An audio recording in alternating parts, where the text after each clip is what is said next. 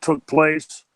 As I was watching the link that you guys had sent, that Chad had sent out with this week's run sheet, I went back and watched it, and instantly I was beckoned back to that time and watching. When I met Tom, he was always a great guy.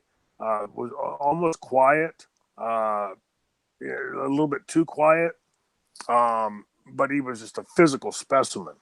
It's humbling to walk into a dressing room when you're 220, 230 at that time, capping out at 253, and you're the tiny guy in the dressing room. But Tom, as my recollection of him, was always had a great attitude, was always a nice guy. But when you watch that match, there were several things that jumped out to me. You could see that Bret was doing what Bret does best, right? Making somebody else look great. There's the one spot when Tom has him back in the corner and he throws some really lame chops and then does some kind of a turnaround chop, like a bull chopper, and then does like a jump up in the air and a kick. It just looked. This was somebody you could see had been taught a few moves in the gym someplace, and now was just rote throwing them out. Okay, I remember this one. I'll throw this chop, and I remember this kick, and I'll do that. And those are the things that somebody like even Bret, who's phenomenal at making other, very much in the Flair vein of making others look great. You can only cover up so much. And, when this came up, several months ago, Mary Kate, I saw her at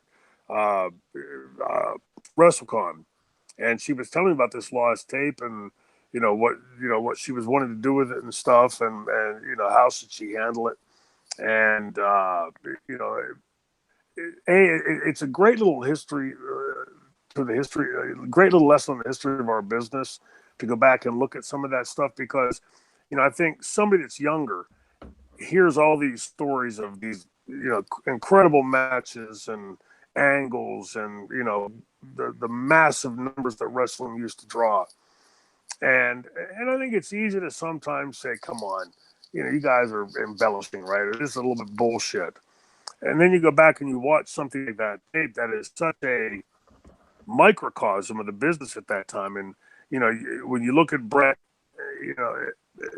from somebody like me that's seen the span of his career, both from the fan perspective, breaking into wrestling and then being in wrestling and watching him with just unbelievable respect of what he could do.